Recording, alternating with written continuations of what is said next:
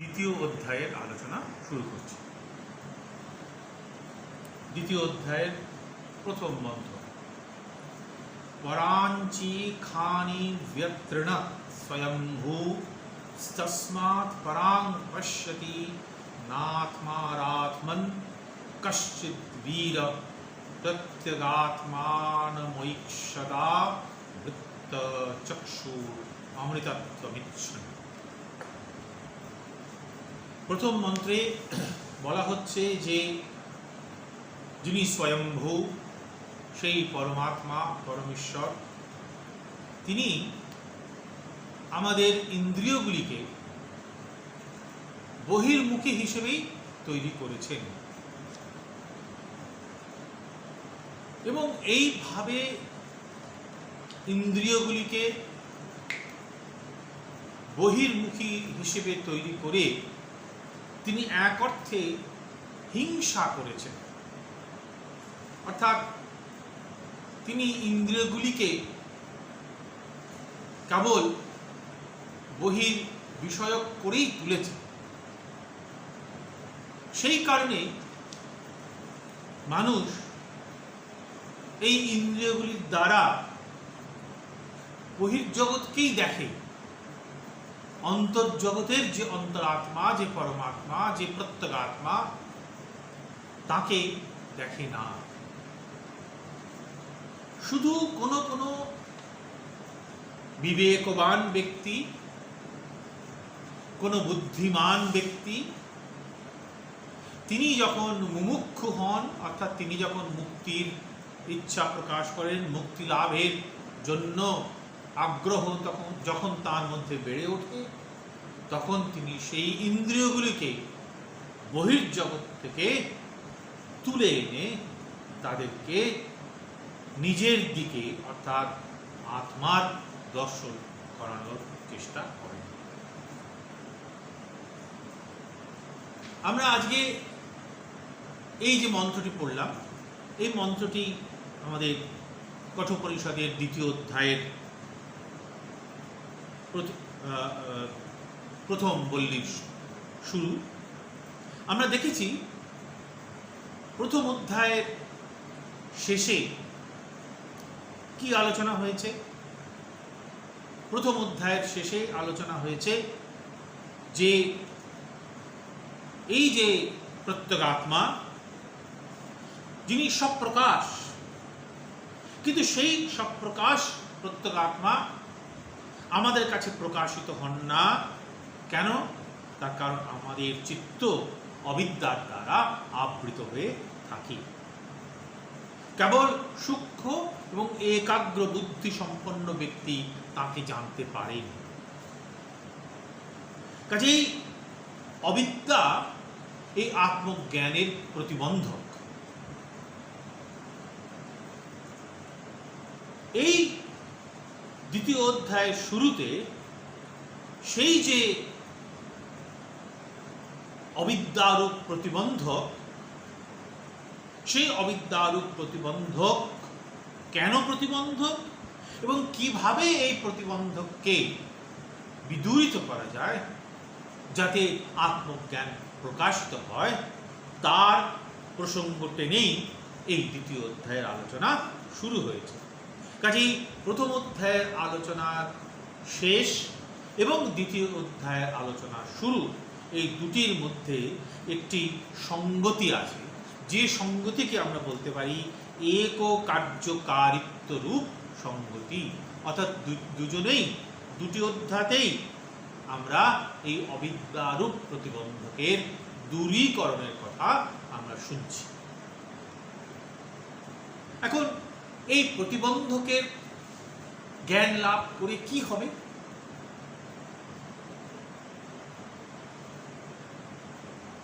উত্তর হচ্ছে যে কে প্রতিবন্ধক এবং কে কিভাবে প্রতিবন্ধক, তা যদি মানুষ জানতে পারে, তাহলে মানুষ সেই প্রতিবন্ধককে দূর করার চেষ্টা করতে পারে।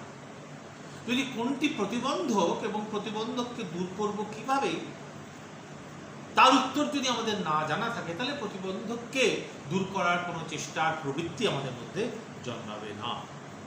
সেই কারণেই এই দ্বিতীয় অধ্যায়ের আলোচনা শুরু হয়েছে এই অবিদ্যারূপ প্রতিবন্ধকের আলোচনার মাধ্যমে, যাতে জীব বুঝতে পারে, অনুভব করতে পারে যে অবিদ্যাই হচ্ছে প্রতিবন্ধক এবং সেই প্রতিবন্ধককে দূর করার উপায় কি, সেই বিষয়ে আমরা এখানে পরে আলোচনা করব।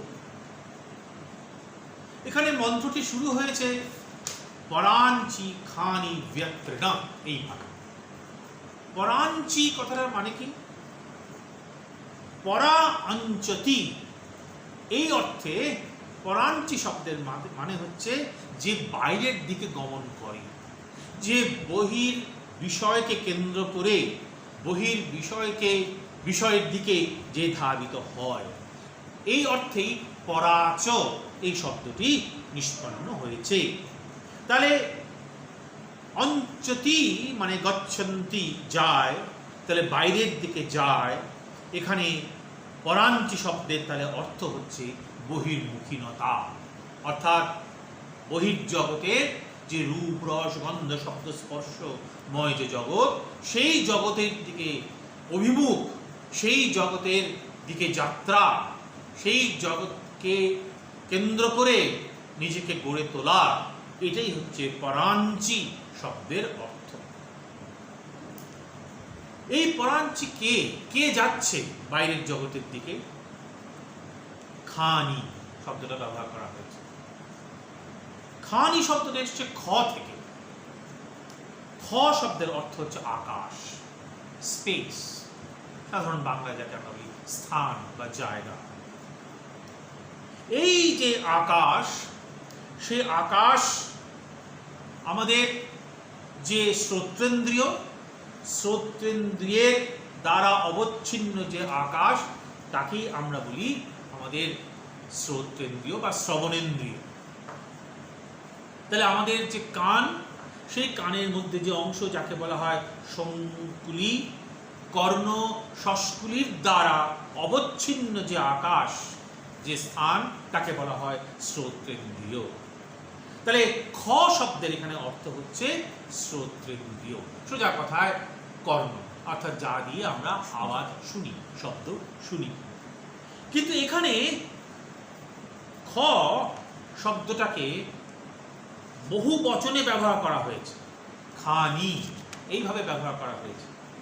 কাজেই এখানে খ বলতে যে কোনো ইন্দ্রিয়কেই বোঝানো হয়েছে। অর্থাৎ আমাদের যে পাঁচটি ইন্দ্রিয় আছে, এই পাঁচটি ইন্দ্রিয়ই হচ্ছে সর্বদাই বহির্মুখী। আমার চক্ষুরূপ ইন্দ্রিয় সর্বদাই রূপকে দেখতে চায়, আমার কর্ণরূপ ইন্দ্রিয় সর্বদাই বাইরের জগতের শব্দ শুনতে চায়, আমার যে রসনেন্দ্রিয় সে সর্বদাই বাইরের জগতের রসকে আস্বাদন করতে চায়, ইত্যাদি ইত্যাদি। তাহলে খ বলতে এখানে শুধু শ্রোত্রেন্দ্রিয় বা শ্রবণেন্দ্রিয়কে বোঝানো হয়নি, খ বলতে এখানে সকল ইন্দ্রিয়কে বোঝানো হয়েছে। তাহলে পরাঞ্চি খানি এই শব্দবন্ধের অর্থ হচ্ছে আমাদের সকল ইন্দ্রিয়, যে ইন্দ্রিয়গুলো সর্বদাই বহির্মুখী, সর্বদাই বহির্জগতের বিষয়ের দিকে যাচ্ছে। এখন প্রশ্ন উঠতে পারে, কেন আমাদের এই ইন্দ্রিয়গুলি বহির্মুখী? তাদের স্বভাব বহির্মুখীনতা কেন? উত্তর হচ্ছে স্বয়ম্ভূ যিনি পরমেশ্বর, যিনি প্রত্যগাত্মা, তিনি এইভাবেই ইন্দ্রিয়গুলিকে তৈরি করেছেন যাতে ইন্দ্রিয়গুলি সর্বদাই বহির্মুখী হন।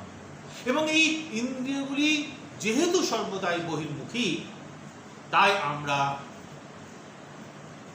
সহজে আমাদের যে আত্মা, প্রত্যগাত্মা, তার দিকে আমাদের দৃষ্টি যায় না। সেই কারণেই বলা হচ্ছে এই স্বয়ম্ভূ পরমেশ্বর তিনি যেন একটা হিংসা করেছেন। হিংসা কথাটার এখানে মানে কি? হিংসা এখানে যেন আমাদের এই প্রত্যগাত্মার জ্ঞানকে যেন একটা প্রতিবন্ধক রূপে তৈরি করেছেন ইন্দ্রিয়গুলিকে, যে ইন্দ্রিয়গুলো সর্বদাই বহির্মুখী, সর্বদাই সেগুলো বহির্জগতের দিকে যাচ্ছে। পরমেশ্বর সেই প্রত্যগাত্মা স্বয়ম্ভূ বলে যাকে এখানে বলা হয়েছে, তিনি ইন্দ্রিয়গুলিকে ইচ্ছা করলে অন্তর্মুখী করে তৈরি করতে পারতেন। আর যদি ইন্দ্রিয়গুলিকে অন্তর্মুখী রূপে তৈরি করা হতো তাহলে হয়তো আমাদের প্রত্যগাত্মার জ্ঞান লাভ করা অনেক সহজ হতো। সেই কারণে এখানে বলছেন যে ইন্দ্রিয়গুলিকে এইভাবে তৈরি করে স্বয়ম্ভূ পরমেশ্বর তিনি যেন আমাদের প্রতি একটু হিংসাই করেছেন। ব্যত্রনাথ কথাটা মানে হচ্ছে হিংসা করা। তদ্ধাতুর উপর উপসর্গ দিয়ে যে লঙের রূপ হয় তাকে সেইভাবে ব্যত্রনাথ এই শব্দটি তৈরি হয়েছে, যার সহজ অর্থ হচ্ছে হিংসা। এখন এই হিংসা কে করেছেন?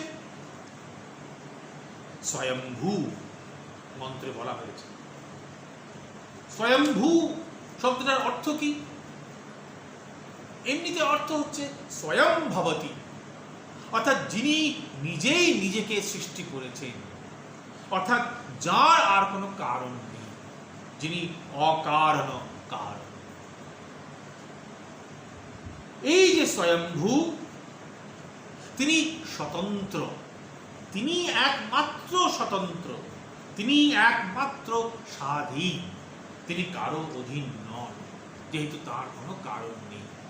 কেননা কার্য মাত্রই কারণের অধীন। এই সমগ্র সৃষ্টি তার যে কারণ, সেই কারণের অধীন। সৃষ্টির মধ্যে জীব আছে, জীব স্বতন্ত্র নন, জীব পরাধীন।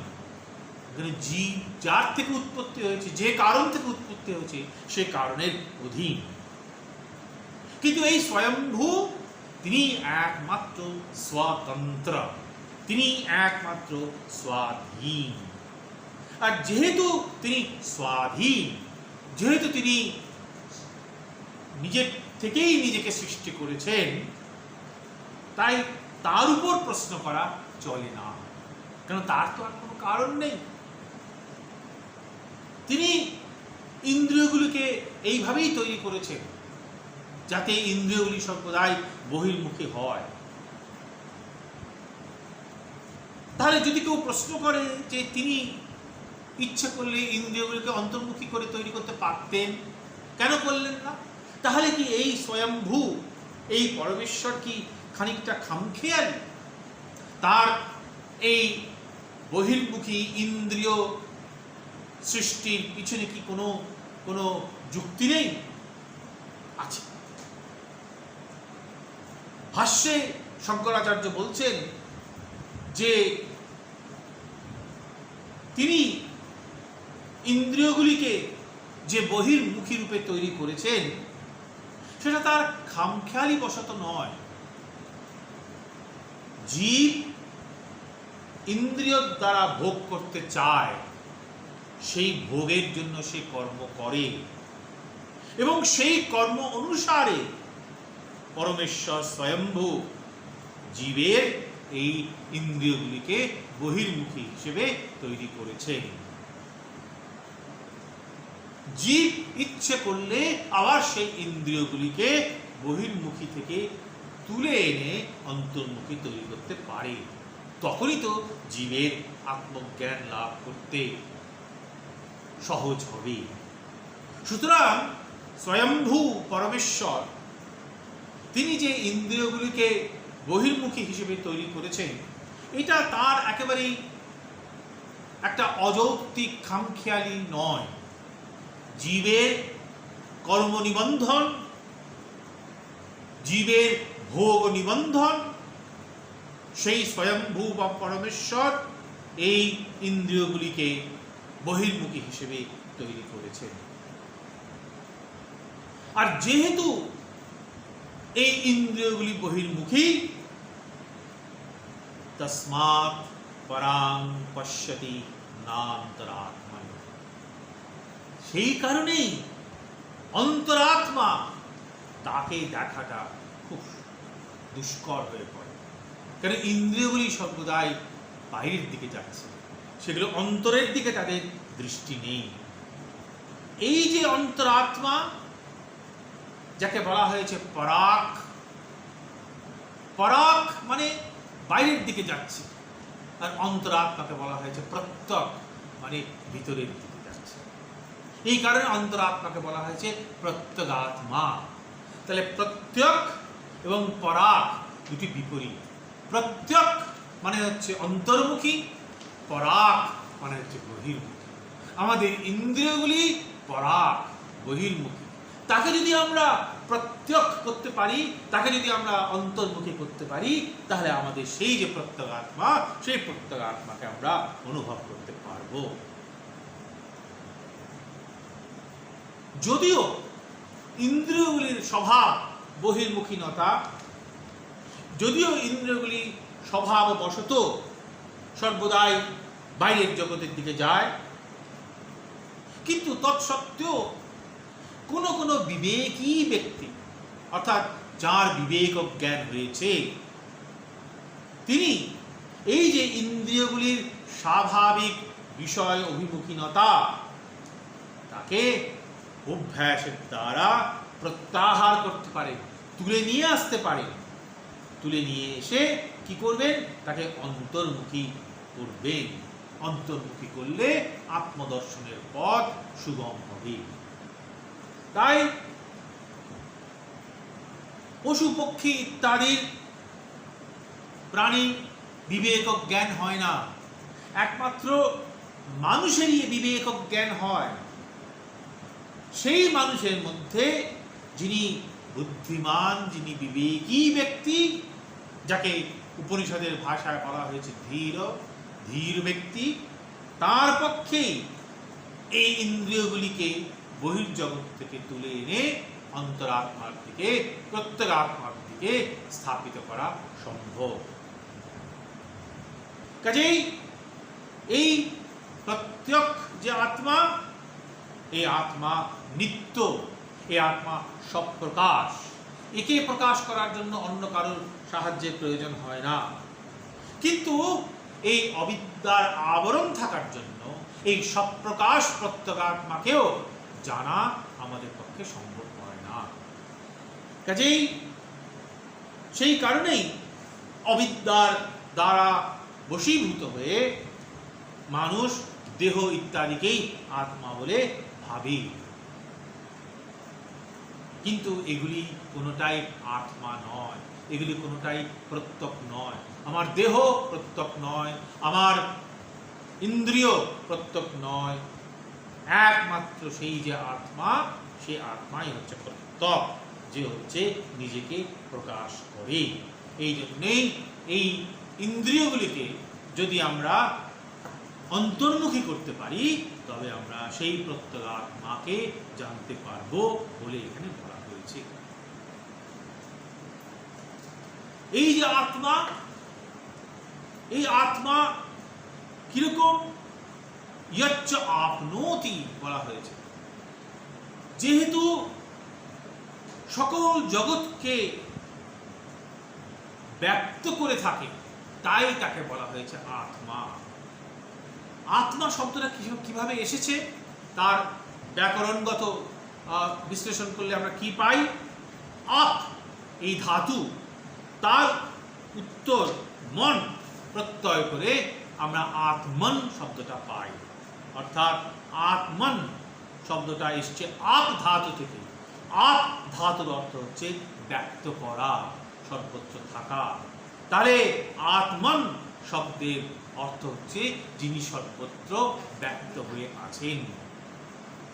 তাহলে সেই যে এক নিত্য চৈতন্য প্রত্যগাত্মা, তিনি জগৎব্যাপী, তিনি সমস্ত জগতে তিনি অনুপ্রবিষ্ট হয়ে আছেন, তাই তাকে বলা হচ্ছে আত্মা। যৎ আদত্তে, তিনি আদান করেন, তিনি গ্রহণ করেন। তার মানে কি? এই আত্মা সকল জগৎকে নিজেতে সংঘাত করেন, অর্থাৎ সমগ্র জগৎ এক অর্থে সেই আত্মাতেই স্থিত। কাজেই আং উপসর্গপূর্বক দা ধাতুর সঙ্গে মন প্রত্যয় যোগ করলে আত্মন শব্দটা হয়। তার মানে কি? এই আত্মাই হচ্ছে সমস্ত জগতের অধিষ্ঠান, সমগ্র জগতের অধিকরণ। এবং এই যে সুখ দুঃখের ভোগের কথা বলা হচ্ছে, আত্মা, এই প্রত্যেক আত্মা, যে অর্থে আত্মা সর্বত ব্যাপ্ত, যে অর্থে আত্মা সমগ্র জগতের অধিষ্ঠান, সেই আত্মার কিন্তু বিষয় ভোগ হয় না, সেই আত্মার কিন্তু সুখ এবং দুঃখের ভোগ হয় না। কিন্তু আমরা অবিদ্যাবশত মনে করি আমি সুখী, আমি দুঃখী ইত্যাদি। কাজেই আত্মাকে আমরা ভোক্তা বলে মনে করি কখন? যখন আত্মাকে এই শরীরের দ্বারা, এই ইন্দ্রিয়ের দ্বারা উপাধি বিশিষ্ট বলে মনে করি, তখন আমরা শরীরের যা ধর্ম, সেই ধর্মগুলিকে আত্মাতে আরোপ করি। শরীরের জন্ম, শরীরের মৃত্যু, শরীরের সুখ, শরীরের দুঃখ ভোগ, এই ধর্মগুলিকে আমরা তখন ভুল করে অবিদ্যাবশত আত্মার উপর আরোপ করি। তখন আমরা ভাবি আমি সুখী, আমি দুঃখী, আমার জন্ম আছে, আমার মৃত্যু আছে ইত্যাদি।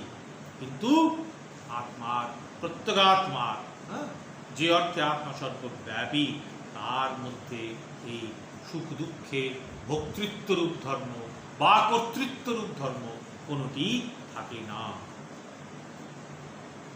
আর এই যে প্রত্যেগাত্মা, এই প্রত্যেগাত্মার জন্যই এই জগতের অধিষ্ঠান। কাজেই জগতের জ্ঞানটা তো একদিক থেকে ভ্রান্ত জ্ঞান অদ্বৈত বেদান্ত মতে। কাজেই সেই ভ্রমের, সেই ভ্রম জ্ঞানের অধিষ্ঠান হচ্ছে এই আত্মা। ঠিক যেমন যেমন রজ্জুতে যখন সর্পভ্রম হয়, সেই সর্পরূপ ভ্রমজ্ঞানের অধিষ্ঠানকে রজ্জু, রজ্জু না থাকলে তো সেখানে সর্পের ভ্রমজ্ঞানও হতো না। কাজে এই জগতের যে ভ্রমজ্ঞান, জগৎ বিষয়ক যে ভ্রমজ্ঞান, সেই ভ্রমজ্ঞানের অধিষ্ঠান কিন্তু সেই প্রত্যেগাত্মা। এবং বিবেকী ব্যক্তি, অর্থাৎ যার বিবেক ও জ্ঞান হয়েছে, তিনি কিভাবে এই প্রত্যেক আত্মাকে দর্শন করেন? আবৃত্ত চক্ষু। চক্ষু হচ্ছে একটি ইন্দ্রিয়, কিন্তু এখানে চক্ষু বলতে শুধু চক্ষুরূপ ইন্দ্রিয়কে বোঝানো হয়নি, সমস্ত ইন্দ্রিয়কে বোঝানো হয়েছে। তাহলে আবৃত্ত চক্ষু মানে সমস্ত ইন্দ্রিয়গুলিকে বহির্জগৎ থেকে তুলে আনা, সমস্ত ইন্দ্রিয়গুলিকে প্রত্যাহার করা। নদীর স্রোত যেদিকে যায়, বলবান ব্যক্তি তিনি যেমন তার শক্তি প্রয়োগ করে নদীর স্রোতকে উল্টো দিকে বওয়াতে পারেন, ঠিক তেমনি বিবেকী ব্যক্তি ইন্দ্রিয়গুলির যে স্বাভাবিক বিষয় অভিমুখীনতা, তাকে উল্টে দিয়ে প্রত্যাহার করে তিনি সেই ইন্দ্রিয়গুলিকে আত্মাভিমুখী করতে পারেন, এবং তার দ্বারাই কিন্তু সেই বিবেকী ব্যক্তির প্রত্যেগাত্মা দর্শন সম্ভব হয়। পুরাণে এইরকম কাহিনী আছে, যেখানে কার্তবীর্যার্জুন বলে এক মহাবীর, তিনি নর্মদা নদীর স্রোতকে বিপরীত দিকে প্রবাহিত করিয়েছিলেন। তাহলে একজন বীর, উপনিষদের ভাষায় ধীর ব্যক্তি, বিবেকী ব্যক্তি, তিনি কিন্তু ইন্দ্রিয়ের এই স্বাভাবিক যে বিষয় অভিমুখীনতা, সেটাকে প্রতিহত করে তাকে উল্টো দিকে ইন্দ্রিয়গুলিকে নিয়ে আসতে পারেন। এবং তখনই প্রত্যগাত্মানং পশ্যতি, তখনই প্রত্যগাত্মার দর্শন সম্ভব হবে। কাজেই বহির বিষয়ে যে আমাদের তৃষ্ণা, আমাদের আকাঙ্ক্ষা, বহির্জগতের বিষয়গুলিকে ভোগ করার যে আকাঙ্ক্ষা, সেই আকাঙ্ক্ষা কিসের থেকে এসছে? পূর্ব বিষয় ভোগ থেকে এসছে। আমি আগে ওই বিষয়গুলি ভোগ করেছিলাম, তার থেকে আমার আকাঙ্ক্ষা এসেছে সেই বিষয়গুলিকে আবার ভোগ করা। কাজেই এই তৃষ্ণা, এই আকাঙ্ক্ষা মানুষের ইন্দ্রিয়গুলিকে বিষয়ের দিকে ধাবিত করে।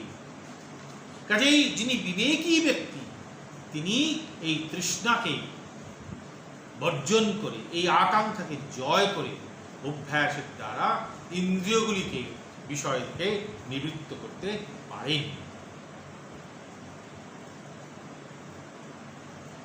এখন এই যে আত্মদর্শন, এই আত্মদর্শন তাহলে করে কি লাভ হবে? অমৃতত্ব ইচ্ছ, অমৃতত্ব লাভ হবে। অমৃতত্ব বলতে এখানে কি বোঝানো হয়েছে? অমরণ ধর্মত্ব। অমরণ ধর্মত্ব মানে নিত্য স্বভাবতাকে ইচ্ছা করে, অর্থাৎ আত্মাই তো একমাত্র নিত্য। সেই নিত্য আত্মাকে লাভ করাই হচ্ছে অমৃতত্বের প্রাপ্তি। কাজেই যিনি অমৃতত্বকে লাভ করতে চান, যিনি নিত্য আত্মাকে লাভ করতে চান, তিনি এই তার যে ইন্দ্রিয়গুলি সেগুলিকে বহির্জগৎ থেকে তিনি তুলে আনবেন। এবং বহির্জগতের দিকে আমরা ধাবিত হই কেন? এই আমাদের তৃষ্ণা, আমাদের আকাঙ্ক্ষা, অর্থাৎ আমাদের অজ্ঞান। এই অজ্ঞান কখন নিবৃত্ত হবে? যখন সেই নিত্য আত্মার দর্শন আমরা পাব, অর্থাৎ যখন আমরা অমৃতত্ব লাভ করতে পারব। কাজেই আত্মজ্ঞানের দ্বারা অমৃতত্ব লাভ, অর্থাৎ আত্মজ্ঞানের দ্বারা মুক্তি লাভ। কিন্তু এই আত্মাকে লাভ করা, এই কথাটা যখন বলা হচ্ছে, তার মানে এই নয় যে আত্মা আগে আমার ছিল না। লাভ করা মানে কি?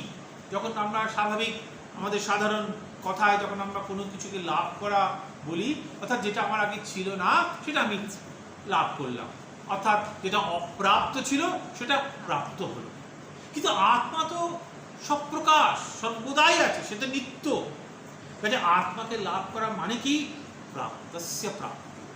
যা আমার ছিল তাকে আমি জানলাম। প্রাপ্তস্য প্রাপ্তি, আমি তো আত্মার স্বরূপই, কিন্তু অজ্ঞানের জন্য, অবিদ্যার জন্য আমার এই বোধ ছিল না। আমি দেহ, ইন্দ্রিয় ইত্যাদিকেই আমি আত্মা বলে মনে করেছিলাম। কাজেই আত্মাকে লাভ করা মানে আমার স্বরূপ সম্বন্ধে অবহিত হওয়া। আত্মজ্ঞান মানে স্বরূপের জ্ঞান। কাজেই নতুন কিছু লাভ নয়, আমার কাছে যা ছিল, যাকে ভুলে গিয়েছিলাম, সেটাকেই আমি জানলাম যে সেটাই হচ্ছে আমি। কাজেই এই যে অমৃতত্ব কে ইচ্ছা করলে, এই নিত্য আত্মাকে ইচ্ছা করলে, এইভাবেই সেই নিত্য আত্মাকে লাভ করা যায় বলে আমাদের এই প্রথম মন্ত্রে বলা হয়েছে। দ্বিতীয় মন্ত্র, পরাচ কামানুয়ন্তি বালাস্তে মৃত্যুর্যস্তি বিততস্য পাশম অর্থধীরা অমৃতত্বং বিদিত্বা ধ্রুবম অধ্রুবেষ্বিহ ন প্রার্থয়ন্তে। বলছেন যে যারা বালকের মতো বুদ্ধি, অর্থাৎ তাদের কম বুদ্ধি, যারা মন্দ বুদ্ধি, তারা কি করে?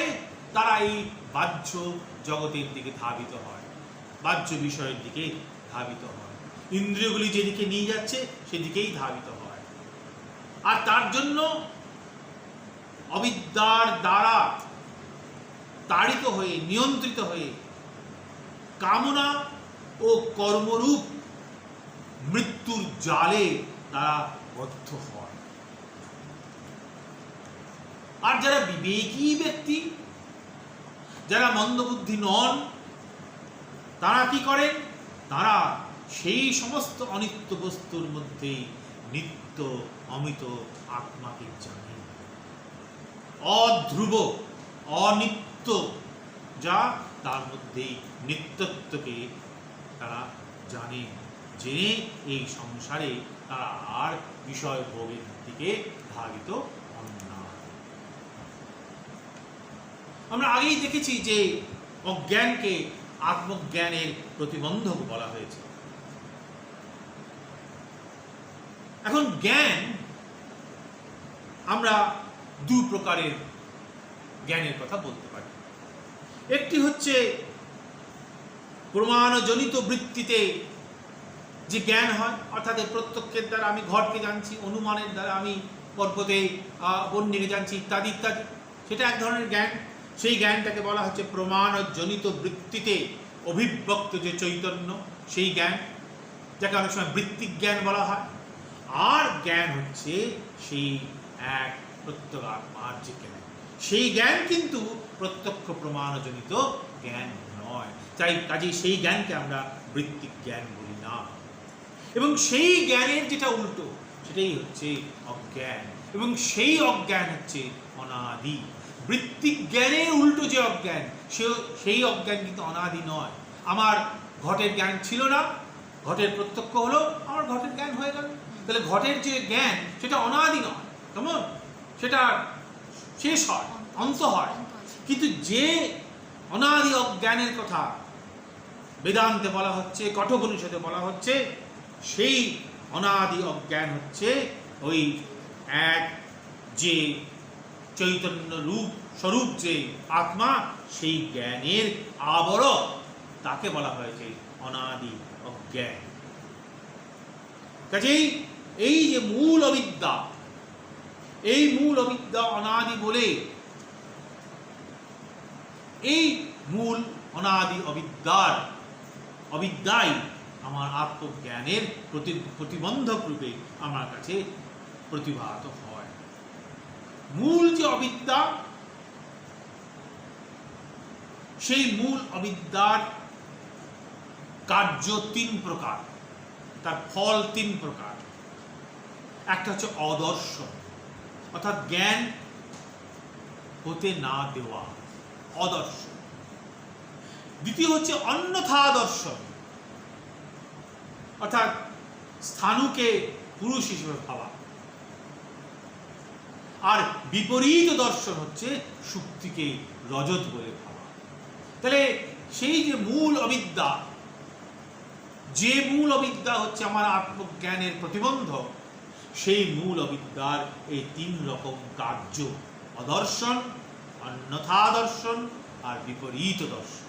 কেমন, এখানে আমরা মূলত বিপরীত দর্শনের প্রসঙ্গেই আলোচনা করছি।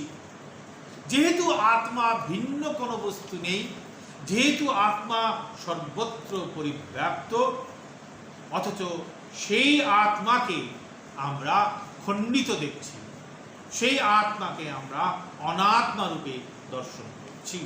কেমন, তাহলে এই যে দর্শন, এই যে অনাত্মাতে আত্মার দর্শন, অনিত্যতে নিত্যত্বের দর্শন, অধ্রুব সেখানে ধ্রুবের দর্শন, সেটা হচ্ছে বিপরীত দর্শন। তাই এই অবিদ্যার দ্বারা তাড়িত হয়ে, নিয়ন্ত্রিত হয়ে, অবিদ্যার বিষয় হিসেবে আমরা এই ভোগে, বহির্বিষয়ক ভোগে লিপ্ত হই, এবং এই ভোগ থেকে আসে তৃষ্ণা, এই তৃষ্ণা থেকে আবার ভোগ, ইত্যাদি ইত্যাদি, এবং এইভাবে সুখ দুঃখের অনুভূতি হয়। তাহলে ভোগ শব্দের একটি অর্থ এখানে সুখ দুঃখের অভিজ্ঞতা, আরেকটি অর্থ হচ্ছে যে পূর্বে আমরা অনাত্ম জ্ঞানের জন্য আমরা আমাদের ইন্দ্রিয়গুলি বহির্বিষয়ের দিকে ধাবিত হয়েছিল, সেই বহির্বিষয়ের দিকে, বহির্বিষয়ের ভোগের থেকে আমাদের আবার তৃষ্ণা বা কামনা জন্মালো, সেই কামনা থেকে আবার বহির্বিষয়ক দ্রব্যের দিকেই আমরা ধাবিত হচ্ছি। এইভাবে আমরা সংসারের যে জন্ম মৃত্যুর চক্র, সুখ দুঃখের চক্র, তার মধ্যে আমরা পড়ছি। কাজেই এই অনাত্ম দর্শন, অর্থাৎ অনাত্মাতে আত্মা ভাবা জন্যই আমাদের ভোগ্য বিষয়ের ইচ্ছা জন্মায়। ইচ্ছা, আকাঙ্ক্ষা, তৃষ্ণা এরা প্রায় সমার্থক শব্দ, এবং এই ইচ্ছা, আকাঙ্ক্ষা, তৃষ্ণা আমাদের অনবরত এই বহির্জগতের দিকে নিয়ে যায়। কাদের নিয়ে যায়? যারা বালা অর্থাৎ যারা বালক, অর্থাৎ যারা কম বুদ্ধি, অর্থাৎ যারা অবিবেকী, যাদের বিবেক জ্ঞান হয়নি। কাজেই যাদের বিবেক জ্ঞান হয়নি, যাদের বুদ্ধি কম, মন্দ বুদ্ধি, তারা এই অনবরত ভোগ্য বিষয়ের দিকে অর্থাৎ বহির্জগতের ভোগ্য বিষয়ের দিকে ধাবিত হয়। বিততস্য মৃত্যু পাশং যন্তি, এবং এর ফলে কি হয়? এর ফলে মৃত্যুরূপ পাশের মধ্যে বদ্ধ হন। মৃত্যু শব্দের এখানে অর্থ হচ্ছে অবিদ্যা, কামনা বা কর্মের সমুদায় বা সমষ্টি। মৃত্যু হলে যেমন জীবকে আর দেখা যায় না, সেইরূপ অবিদ্যা, কামনা, কর্মের দ্বারা যখন আত্মার স্বরূপ আবৃত হয়, তখন সে মৃত্যু স্বরূপ হয়, অর্থাৎ তখন সে আর আত্মাকে দেখতে পারে না। আত্মজ্ঞান তার পক্ষে লাভ করা সম্ভব হয় না। কাজেই এই অবিদ্যা, কামনা ও কর্মরূপ যে মৃত্যু, সেই মৃত্যুর পাশে যারা অবিবেকী ব্যক্তি, যারা অল্প বুদ্ধি ব্যক্তি, তারা আবদ্ধ হন। পাশ শব্দের অর্থ হচ্ছে যার দ্বারা বদ্ধ হওয়া। কিসের দ্বারা বদ্ধ হয়? দেহেন্দ্রিয়াদি সংযোগ বিয়োগ লক্ষণম, অর্থাৎ আত্মাতে দেহ, ইন্দ্রিয় প্রভৃতির সংযোগ এবং বিয়োগ। অর্থাৎ যে আত্মা নিত্য, যে আত্মা সর্বতঃ ব্যাপ্ত, তাকে আমরা, তার উপর আমরা দেহের ধর্ম, ইন্দ্রিয়ের ধর্ম এগুলো আরোপ করি। করার ফলে আমরা অজ্ঞানের দ্বারা বদ্ধ হই। কাজে পাশ শব্দের অর্থ হচ্ছে এখানে এই বদ্ধ হওয়া। অথ ধীরা, অতএব মানে সেই হেতু, মানে এই এতক্ষণ ধরে যে কারণগুলো বলা হলো, সেই কারণে যারা ধীর ব্যক্তি তারা কি করেন? যারা বিবেকী ব্যক্তি তারা কি করেন? তারা এই অধ্রুব, যা অনিত্য, অর্থাৎ এই জগৎ সংসারের সমস্ত কিছু, তার মধ্যে নিত্যত্বকে উপলব্ধি করে। তার মধ্যে সেই যে নিত্য কূটস্থ অমৃতত্ব, তাকে উপলব্ধি করে। কাজেই বিবেকীগণ বিচারের দ্বারা সমস্ত অনিত্য বস্তুর অধিষ্ঠান রূপ, একটু আগে বলা হয়েছিল এই সমস্ত সৃষ্টির অধিষ্ঠান হচ্ছেন সেই প্রত্যেক আত্মা, সেই আত্মাকে অমৃতত্ব রূপে জানেন, অমৃতত্ব রূপে তাকে ইচ্ছা করেন। কাজেই ধ্রুব শব্দের অর্থ হচ্ছে কূটস্থ, অবিচলিত, অবিকারী নিত্য। তাহলে এই নিত্যকে, এই ধ্রুবকে উপলব্ধি করেন কিসের মধ্যে? এই সমস্ত অধ্রুবের মধ্যে, এই সমস্ত অনিত্য বিকারী যে সংসার, তার অধিষ্ঠাতা রূপে এই ধ্রুব, এই নিত্য আত্মাকে তারা জানতে পারে। আর এই নিত্য আত্মাকে জানলে কি হবে? ইহ না প্রার্থয়ন্তে, আর জগতে প্রার্থনা করার কিছু থাকে না, আকাঙ্ক্ষা করার আর কিছু থাকে না। আমাদের যে পুত্র পৌত্রাদির যে ইচ্ছা, আমাদের যে বিত্ত সম্পদের যে ইচ্ছা, আমাদের যে সংসারে যে মান সম্মান লাভ করার ইচ্ছা, এক অর্থে যাদেরকে বলা হয় পুত্রৈষণা, বিত্তৈষণা ও লোকৈষণা, এই তিন রকম বাসনা পরিত্যাগ করেন কে? সেই বিবেকী ব্যক্তি। কাজে আত্মজ্ঞান লাভ করলে এই সমস্ত এষণা থেকে, সমস্ত কামনা বা আকাঙ্ক্ষা থেকে তিনি মুক্ত হন। তার কারণ তখন আর আকাঙ্ক্ষা করার জন্য কিছু থাকে না। কেন? তখন তো সর্বত্রই সে আত্মাকে পরিদর্শন করেন, তখন আর ওই সেই বহিরিন্দ্রিয় মুখী, বহির জগৎমুখী যে ইন্দ্রিয়গুলি, তখন সেই ইন্দ্রিয়গুলি আর বহির্জগতের দিকে যায় না। কেন? বহির্জগৎ বলে তখন আর কিছু থাকে না, একমাত্র আত্মাকেই তখন সেই ব্যক্তি সর্বত্রই দর্শন করেন। তৃতীয় মন্ত্র, येन रूपं रसं गन्धं शब्दान् स्पर्शांश्च मैथुनान् एतेनैव विजानाति किम अत्र परिशिष्यते एतत् वै तत्। এই যে প্রত্যেগাত্মা, জ্ঞান স্বরূপ যে প্রত্যেগাত্মা, তার আছে বলেই আমরা রূপ, রস, গন্ধ, স্পর্শ, শব্দ জনিত এই যে সুখ তা অনুভব করি।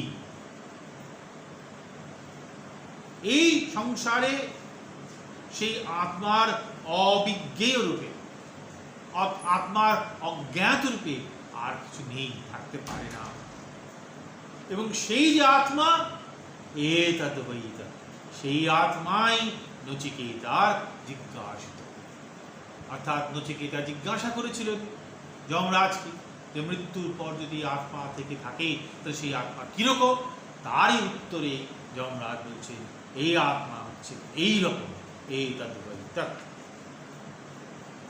তাহলে আমরা সাধারণত দেহ, ইন্দ্রিয়, মন, বুদ্ধি এগুলোকেই আত্মারূপে জানি, এগুলোকেই আমি জ্ঞাতা বলে মনে করি। কিন্তু এই মন্ত্রে বলা হচ্ছে ইন্দ্রিয়, মন, বুদ্ধি এগুলো স্বতন্ত্র রূপে জ্ঞাতা হতে পারে না। এগুলো আত্মার দ্বারা স্পৃষ্ট বলেই, আত্মার সংস্পর্শে আছে বলেই এগুলো আত্মা। আত্মাই সকল কিছুর প্রকাশক। তিনি ছাড়া, আত্মা ছাড়া আর কোনো বস্তু প্রকাশক নয়। কাজে আমার দেহ যে কাজ করছে, আমার ইন্দ্রিয় যে কাজ করছে, আমার মন বা বুদ্ধি যে কাজ করছে, সেটা আত্মার জন্যই। আত্মাই এগুলোকে প্রকাশ করছে। কাজেই দেহাদি, ইন্দ্রিয় ইত্যাদি সেগুলো জ্ঞাতা নয়, সেগুলো জ্ঞেয়। একমাত্র জ্ঞাতা হচ্ছেন কে? আত্মা।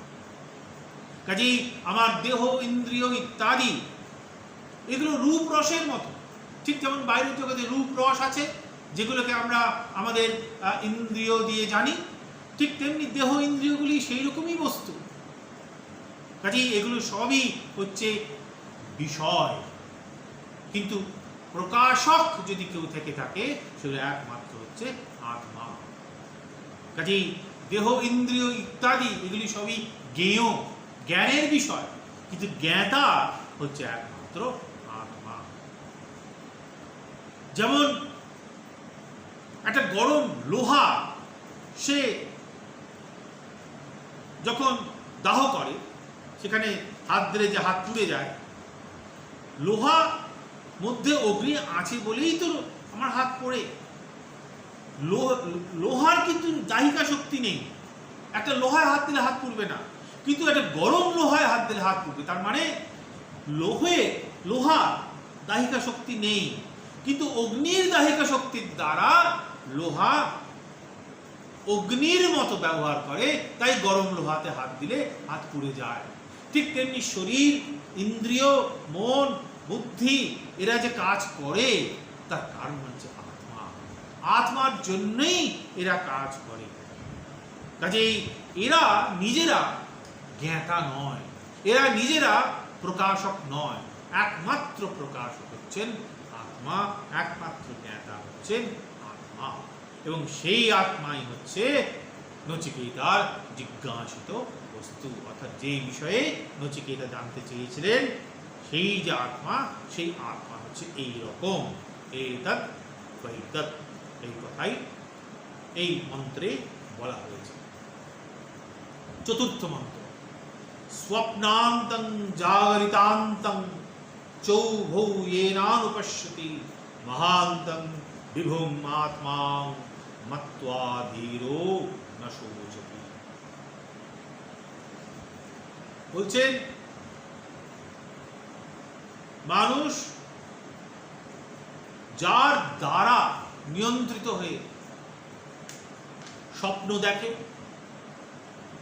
যার দ্বারা নিয়ন্ত্রিত হয়ে জাগ্রত অবস্থায় তার জ্ঞান হয়, তিনিই হচ্ছেন আত্মা। এবং এইভাবে আত্মাকে যিনি জানতে পারেন, সেই বিবেকী ব্যক্তি, সেই ধীর ব্যক্তি আর কোনো শোক থাকে না, কোনো দুঃখ থাকে না। ঠিক আগের মন্ত্রে যেমন বলা হলো যে আমার শরীর, আমার ইন্দ্রিয়, আমার মন এবং বুদ্ধি, এগুলো কোনোটাই আত্মা ব্যতিরেকে জ্ঞাতা হতে পারে না। আত্মার জন্যই এগুলোর মাধ্যমে আমরা জানি বলে মনে করি, কিন্তু আত্মাই হচ্ছে প্রকৃত জ্ঞাতা, আত্মাই হচ্ছে প্রকৃত প্রকাশক। ঠিক তেমনি এই চতুর্থ মন্ত্রে বলা হচ্ছে আমাদের যে স্বপ্নকালীন যে অভিজ্ঞতা, আমাদের জাগ্রতকালীন যে অভিজ্ঞতা, সেই সমস্ত অভিজ্ঞতা কিন্তু আত্মার জন্যই সম্ভব। সেই মহান ব্যাপক আত্মাকে আমি এই জ্ঞানের দ্বারাই, এই জ্ঞানের ফলেই আমার স্বপ্নকালীন জ্ঞান, আমার জাগ্রতকালীন জ্ঞান সম্ভব। এবং এইভাবেই তিনি আত্মাকে জানেন, তার আর কোনো দুঃখ থাকে না। তাহলে স্বপ্নকালীন যে জ্ঞান, সেটা স্বপ্নের জ্ঞেয় বস্তু। ঠিক তেমনি জাগ্রত কালের যে জ্ঞান, সেটাও জাগ্রত কালের জ্ঞেয় বস্তু। কিন্তু এই যে স্বপ্নের যে জ্ঞেয় বস্তু, জাগ্রত কালের যে জ্ঞেয় বস্তু, সেগুলো সবই কিন্তু আত্মার দ্বারাই সম্ভব। অর্থাৎ আত্মার সাথে যুক্ত না থাকলে স্বপ্ন অবস্থায় জ্ঞান লাভ করা সম্ভব নয়, জাগ্রত অবস্থাতেও জ্ঞান লাভ করা সম্ভব নয়। এই আত্মার দ্বারাই মানুষ রূপ ইত্যাদি বিষয়কে জানে। দেহাদি শরীর, ইন্দ্রিয়, মন, বুদ্ধি, এগুলো জ্ঞেয়, জ্ঞানের বিষয়, কিন্তু এরা কেউ জ্ঞাতা নয়। তাহলে যার দ্বারা মানুষ এই রূপ ইত্যাদি বিষয়কে জানে, তিনি হচ্ছেন আত্মা। তাহলে জ্ঞাতা, আধুনিক দর্শনের পরিভাষায় আমরা বলতে পারি সাবজেক্ট। কে? একমাত্র আত্মাই হচ্ছে সাবজেক্ট বা জ্ঞাতা বা বিষয়। আর এই যে শরীর, মন, ইন্দ্রিয়, বুদ্ধি, এগুলোর যে জ্ঞাতৃত্ব, এগুলোর যে জ্ঞাতারূপ কাজ, সেটা আসলে আত্মারূপ জ্ঞাতারই একটা প্রকাশ। কাজেই আত্মা ব্যতিরেকে শরীর, আত্মা, মন, শরীর, ইন্দ্রিয়, বুদ্ধি, মন কোনোটাই জ্ঞাতা হিসেবে কাজ করতে পারে না। আর যিনি এইভাবে আত্মাকে জানবেন, তার কোনো শোক থাকবে না। মত্ত্বা ধীরো না শোচতি। এই ধীর ব্যক্তি, তিনি আর শোক করার তার কোনো প্রসঙ্গ উঠবে না। পঞ্চম, ইমং মধ্বদং বেদ আত্মানং জীবমন্তিকাৎ ঈশানং ভূতভব্যস্য ন ততো বিজগুপ্সতে এতদ্ বৈ।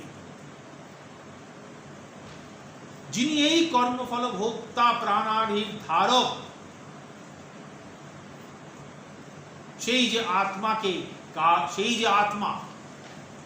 আত্মাকে কালত্রয়ের নিয়ন্তা বলা হয়েছে। অতীত, বর্তমান, ভবিষ্যৎ রূপ যে কালের আমরা বিভাজন করি, সেই সমস্ত কালের তিনি নিয়ন্তা। এবং সেই জ্ঞানের ফলে আমাদের মধ্যে আর কোনো বীজগুপ্সকে, কোনো হিংসা থাকে না। এবং এই যে আত্মা, এই আত্মাই হচ্ছে সেই নচিকেতার জিজ্ঞাসিত বস্তু। তাহলে এই যে আত্মা, কখনো তাকে বলা হচ্ছে জীবাত্মা, কেননা প্রত্যেকেই তার ব্যক্তি উপলব্ধির মধ্যে এই আত্মাকে অনুভব করে। আবার এই আত্মা জীবের মধ্যে থাকে বলে সে তাকে ভোক্তা বলে মনে হয়। কাজে জীবাত্মাই কর্মফল ভোক্তা বলে মনে হয়। কিন্তু আমরা আগেই দেখেছি, আত্মা, তার মধ্যে কর্তৃত্ব নেই, তার মধ্যে ভোক্তৃত্বও নেই। কাজে আত্মা যখন এই জীবের দ্বারা, অর্থাৎ শরীর, ইন্দ্রিয় ইত্যাদির দ্বারা উপহিত হয়, তখনই আত্মাকে আমরা আত্মাতে কর্তৃত্বের আরোপ করি বা ভোক্তৃত্বের আরোপ করি। এই আত্মা আমার সবচেয়ে কাছে, অন্তিকার, অর্থাৎ সবচেয়ে সমীপে, অর্থাৎ একেবারে অভিন্ন রূপে আছে। অর্থাৎ সেই যে প্রত্যেগাত্মা, সেই প্রত্যেগাত্মা এবং জীবাত্মা অভিন্ন। আমার নিজের সবচেয়ে কাছে অর্থাৎ সবচেয়ে অভিন্ন রূপে এই প্রত্যগাত্মা বর্তমান, এবং ইনি ভূত, অতীত এবং ভব্য মানে ভবিষ্যৎ, এই তিনটিকেই তিনি নিয়ন্ত্রণ করেন। অর্থাৎ তিনি কালত্রয়ের নিয়ন্ত্রণ।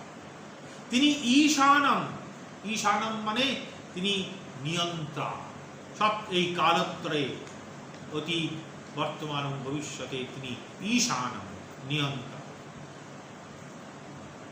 যতক্ষণ এই আত্মার জ্ঞান না হয়, অর্থাৎ যতক্ষণ জীবাত্মা এবং সেই প্রত্যেগাত্মার অভেদের জ্ঞান না হয়, ততক্ষণ পর্যন্ত আমরা আত্মাকে দেহ, ইন্দ্রিয় ইত্যাদি বিশিষ্ট বলে মনে করি, এবং ততক্ষণ আত্মাতে কর্তৃত্ব, ভোক্তৃত্বের আরোপ করি, এবং ততক্ষণ আমাদের মৃত্যু ভয় থাকে।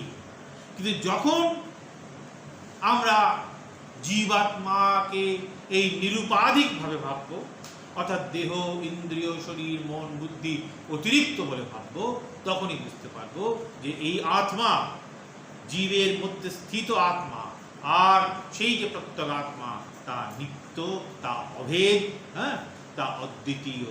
তখন আর কোনো রকমের ভয় থাকবে না, কেননা সেখানে আর কোনো দ্বৈততার চিহ্ন থাকবে না, সেখানে কোনো দুই থাকবে না, সেখানে এক হয়ে যাবে।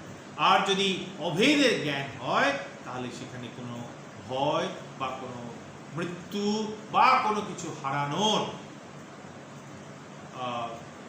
আশঙ্কা সেখানে আর থাকে না। কাজেই সেই যে জ্ঞান, জীবাত্মা এবং পরমাত্মার যে অভেদের জ্ঞান, সেই অভেদের জ্ঞান লাভ করলে মানুষ সর্বপ্রকার ভয় মুক্ত